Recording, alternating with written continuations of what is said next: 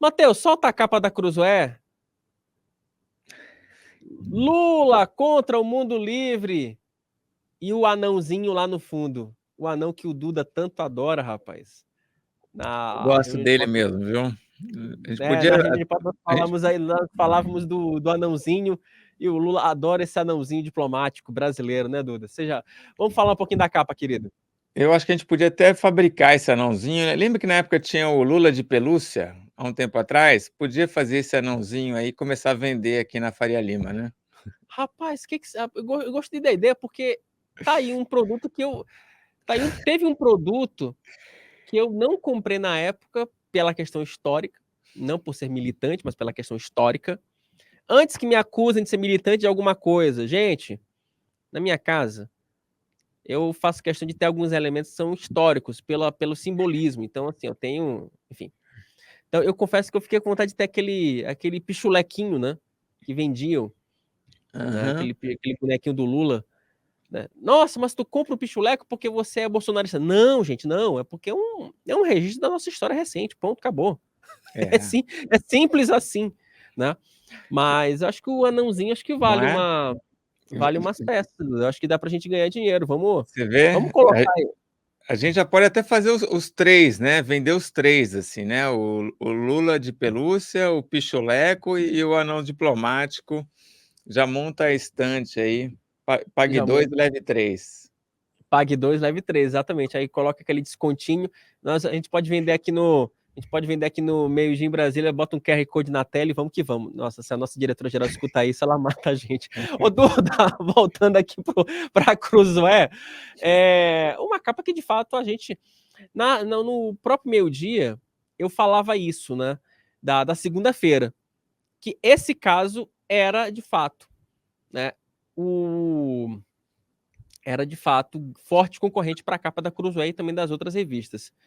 De fato, né? Não teve para ninguém essa semana. A atrapalhada do Lula definitivamente foi de um absurdo tão grande que não teve quem concorresse com esse Você fato absurdo do acertou, Lula, com essa. você acertou em cheio isso na segunda-feira, você já falava vai ser a capa, eu não sabia se você estava achando mesmo que ia ou se era só dar mais trabalho para mim, mas é isso mesmo, não teve outro assunto a semana. Mas Não, teve, o. não era. Sabe que eu sempre tento amenizar o teu trabalho, amigo, mas essa aí era de uma obviedade ambulante, já diria Nelson Rodrigues. Né? Mas, enfim, né? A ideia dessa capa aí, então, é sair um pouco dessa crise diplomática Brasil-Israel, né? Isso a gente abordou no Antagonista, no Diário da Cruzoé, mas falar então desse alinhamento que o Lula está fazendo, que é colocar o Brasil do lado de ditaduras e terroristas, né? Então, assim, o Lula sempre teve essa, essa postura, né? Esse posicionamento. Eu já lembrei aqui outros momentos em que, no primeiro governo dele também, o governo condena a morte de um chefão do Hamas, ele pede também para o Hamas ser incluído nas negociações de paz, então já tinha ali alguma coisa assim, mas isso do Hamas fazer uma nota agradecendo, né, a fala do Lula lá na Etiópia, realmente foi uma coisa muito marcante. Mas então, assim, meio que continua, só que tem uma questão aí que o mundo mudou. E aí é uma coisa que a gente aborda bem aí, né, nesse texto, que é o seguinte: o Lula tem esse discurso da multipolaridade, né? É, fala muito do BRICS, do Sul Global, sempre atacou os Estados Unidos, o Império Americano, né? É, e isso fazia um pouco de sentido na época que ele governou o Brasil, de 2003 a 2010, né?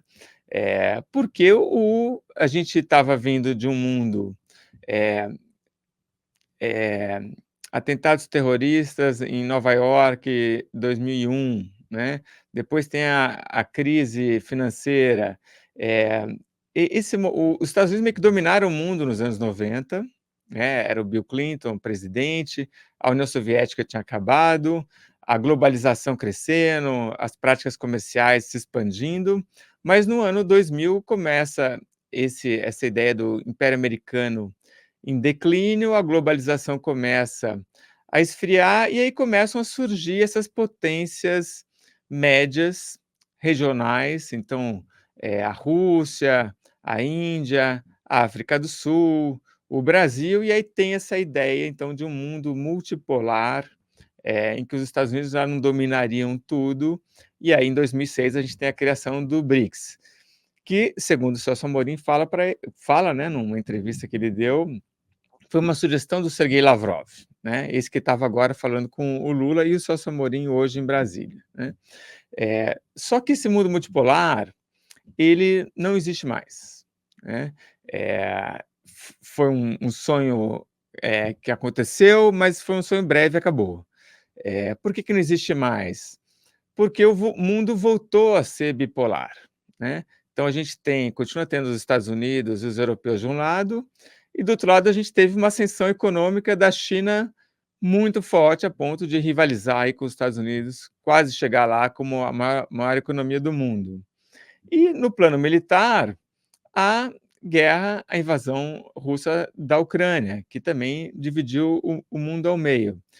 Então o mundo voltou a ser bipolar, e é um mundo mais perigoso, né, porque por quê? Porque você tem a Rússia, não só na Ucrânia, mas em vários países do mundo, fazendo o que bem entende, e graças a esse apoio que a Rússia recebe da Coreia do Norte, do Irã, da China, da Índia e do Brasil, a Rússia consegue escapar das sanções ocidentais e continuar com essa máquina de guerra que está levando agora melhor na Ucrânia, né. E a Rússia se mete em um monte de conflito no mundo inteiro, né. Então, a gente até teve essa semana o Putin viajando num cargueiro nuclear, né, aquele mais perigosão de todos, que fica lá vários dias voando, né, e bombardeando o mundo inteiro se precisar, né. Então é um mundo mais perigoso, e o Brasil, está tomando partido, está tomando lado num momento em que deveria ser mais crítico e mais cuidadoso na hora de tomar partido, nesse momento, nesse mundo que a gente tem hoje. Todo cuidado é pouco, não é, Duda? Vamos prosseguindo com a edição da semana, Duda, para a gente. Temos aí uma matéria sobre os atos do próximo final de semana, né, Duda? Cadê a capa aí, ô Matheus? Temos a subcapa aí dessa? Peraí, pede aí o Mateuzinho. Mas enquanto isso, uma matéria matéria que eu fiz falando sobre os bastidores da matéria do ato do próximo final de semana, né, Duda? Eu não sei se você Isso aí. quer falar sobre isso, fica à Eu sempre quero vontade, falar um Duda. pouquinho, depois eu passo a bola para você. Não, A pode colocar. ah, Eu me sinto desconfortável. Eu ah, sinceramente não me sinto confortável ao falar do meu próprio trabalho, porque fica parecendo aham, aquele político que fala em é. terceira pessoa, sabe? Eu Então acho então isso bizarro. então eu vou fazer perguntas para você. Wilson, por que as pessoas que estão envolvidas na organização, né, dessa manifestação que vai ter aqui na Paulista, vão ter dificuldade até para comprar copo d'água, né, vão ter que pagar a passagem aérea do próprio bolso. Por que esse cuidado todo? Então, Duda, vamos lá. Deixa eu me colocar aqui na posição de entrevista. Deixa eu mudar até minha postura aqui, rapaz. Vai de entrevistador para entrevistado. Mas, Duda, é o seguinte, vamos lá. Deixa a matéria no ar, por gentileza, Matheus. Porque, modéstia à parte, eu acho que essa matéria, acho que ela trouxe alguns bastidores muito interessantes sobre a articulação, sobre sobre tudo que tá, sobre todos os temores ali da organização dos atos do do próximo final de semana. Há um temor no PL de que o Supremo Tribunal Federal e a Polícia Federal enxerguem esta manifestação como uma manifestação antidemocrática com aporte público. Então, o líder do PL na Câmara, o Altineu Cortes, perdão, ele já falou para todo mundo: olha, vão para a Paulista, mas não vai ter dinheiro de fundo partidário. Não vai ter dinheiro de cotão parlamentar, Então tirem do bolso e vão para Paulista para prestigiar o ex-presidente Jair Bolsonaro. O Valdemar Costa Neto também já deu esse recado para todo mundo, né? E há um clima de tensão, por quê?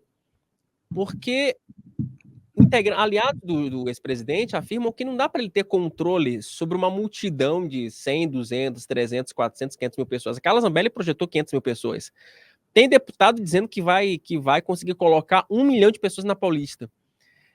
E nessa legião de correligionários, né, pode aparecer um com cartaz lá, prenda o Xandão, abaixa o STF, o Xandão é criminoso ou coisa parecida. É isso que a organização teme. Porque basta um cartaz, e a Polícia Federal está de olho nisso, eu conto nessa matéria, basta um único cartaz para que outras medidas contra o ex-presidente da República sejam adotadas. Que medidas são essas? Aí, amigo, você vai ter que abrir a revista Cruzoé e dar uma lida nessa matéria para tirar essa dúvida, né, Duda? Acho que eles vão ter que exercer o máximo possível o controle da turma toda, né? O que vai ser muito difícil.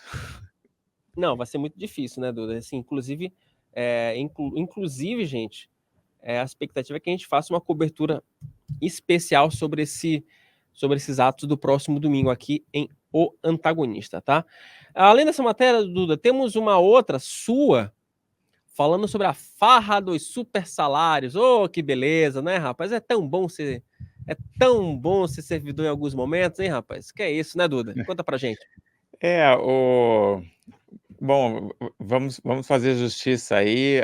É uma porcentagem mínima de servidores que tem esses super privilégios, né? Tem um estudo do Centro de Liderança Pública, o CLP, que apontou que só 0,23% dos funcionários públicos ganha esses valores exorbitantes. É um monte de penduricalhos que foram criados, né, ao longo aí das últimas 2 décadas, principalmente, e alguns chegam ali a passar de R$ 1 milhão, né. Então eu trago ali Mas R$ 1 milhão em um único mês, né, Duda? em um único mês. Geralmente quando acontece isso, são aquelas férias não gozadas, né, então o magistrado no tribunal, ele tem direito a 2 meses de férias por ano, mas ele viaja um só, o outro ele trabalha. Aí ele acumula isso ao longo de 30 anos de carreira de serviço público, e aí leva uma bolada enorme quando está um pouquinho antes de se aposentar. Mas fora isso daí ainda tem, né, auxílio paletó, auxílio creche, auxílio livro, é um monte, e eles estouram o limite, o teto salarial, que agora vai para 44 mil, né, Wilson? E aí a gente começa esse assunto entrou na edição agora, porque no Congresso, e aí você pode até me falar um pouquinho sobre isso, eh voltou a discutir aí a reforma administrativa, sendo que o ministro da Fazenda, o Haddad, Fernando Haddad, e a ministra da Gestão e Inovação, que é Esther Dweck, têm apoiado essa história dos supersalários, né, de cortar os supersalários, porque afinal isso aumenta o custo do governo, né, fica mais difícil reduzir o déficit fiscal. Mas é uma negociação difícil, porque os sindicatos do funcionalismo são muito ligados à esquerda e ao atual governo. Então, é difícil ali a situação tanto do Haddad quanto da Esther Dweck. Eles hoje até podem se mostrar, né, bem intencionados ali, não, vamos acabar com esses privilégios todos, mas na hora de fazer a mesma coisa, vai ser uma dificuldade, porque é a base de apoio, do PT e do governo, que defende, né, esses privilégios. Assunto muito delicado. O Lira tenta, desde o ano passado, mexer nesse vespeiro. Ele quer entregar a reforma administrativa. O problema é que não há cenário para isso. Inclusive, até escreveu uma matéria para a Cruzoé sobre isso, porque o Lira ele queria entregar isso até o primeiro trimestre deste ano. Já estamos em fevereiro, tendência é que isso não vai passar. É ano eleitoral, então isso dificulta, porque o trabalho no Congresso termina basicamente em junho, então isso também é algo que atrapalha. Outro ponto que atrapalha não só é o calendário do Congresso, como o fato de ser ano eleitoral, e ninguém quer mexer em privilégio, ninguém quer mexer em direito de servidor público em ano eleitoral, por mais que para o prefeito isso não é um assunto. Os prefeitos até achariam interessante uma iniciativa do Congresso, porque impactaria diretamente nas prefeituras. Então, as prefeituras poderiam ter um cofre um pouco maior, só que com o desgaste todo concentrado no governo federal. Mas, gente, é ano de eleição, esse tipo de matéria dificilmente passa. Já é uma cultura no Brasil de que esse tipo de reforma estruturante se faz no primeiro ano de governo. Se não for no primeiro ano, esquece, aí fica só para o governo seguinte. Ô, Duda, deixa eu ver se eu temos aqui também uma entrevista com. Opa, de trás, volta aqui. Isso. Com Ralph Tortman, lá do Gui Mendes, né? Isso, Gui Mendes, repórter aqui de São Paulo, falou com o Ralph Totman, que é o advogado daquele pessoal que foi acusado ali de ameaçar, né? Não teve ameaça no final ao Alexandre de Moraes no aeroporto de Roma. A questão. Bom, esses acusados, no final, não teve nenhuma acusação, né? Quem analisou ali, o juiz que analisou o caso, viu as imagens, os vídeos, mas os vídeos não têm nenhuma gravação, então você não consegue comprovar, você não consegue saber o que eles conversaram, né? O que eles falaram. Então, provavelmente, o caso deve ser arquivado. Mas, independentemente do resultado, teve aí algumas coisas graves. A maior dela foi o vazamento da conversa do advogado com os clientes, né? O que é gravíssimo, né? Isso não pode acontecer. A OAB se manifestou contra isso, porque não pode. Isso vai completamente contra aí, os parâmetros da justiça. Então, ele bate esse papo com o Gui, e claro que a opinião dele aí é que essas peculiaridades que aconteceram no processo têm a ver com o fato de que era o Alexandre de Moraes que estava no meio do jogo, né? Então, aí o tribunal acabou sendo rigoroso demais, até fora dos padrões da legalidade com os acusados. Tá certo. Na edição dessa semana, Duda, nós também tivemos aqui artigos do Jerônimo Teixeira, do José Teófilo, Agamenon Mendes Pedreira, Orlando Tosseto Júnior, Rodolfo Borges, Felipe Hermes, Márcio Coimbra, Leonardo Barreto, José Neumann Pinto, Isabela Patriota, Paulo Roberto de Almeida, e é isso. Esse é o cardápio da revista Cruzoé desta sexta-feira, dia 23 de fevereiro de 2024. Duda Teixeira, obrigadíssimo pela sua participação, pela sua presença. E só para variar, né, já deixo logo aqui a convocação para segunda-feira, né, no nosso reunião de pauta, que é o quadro virou um sucesso, né, Duda? Todo mundo adora o reunião de pauta, né? É bom, viu? É gostoso a gente poder se meter na área dos outros, né? De falar mas também acho que a gente já começa na segunda, né? Falando tudo que vai acontecer. É, dá um trabalhinho extra, porque a gente já, desde a sexta-feira, a gente já está pensando o que vai falar, né? Mas é bom, e é até bom porque quando passa uma semana, chega na sexta-feira, a gente vê se aquilo que a gente falou lá atrás fez sentido, né? Se deu certo. Então, foi uma ótima ideia, está dando super certo. Convido todo mundo, então, segunda-feira, para assistir o próximo reunião de pauta.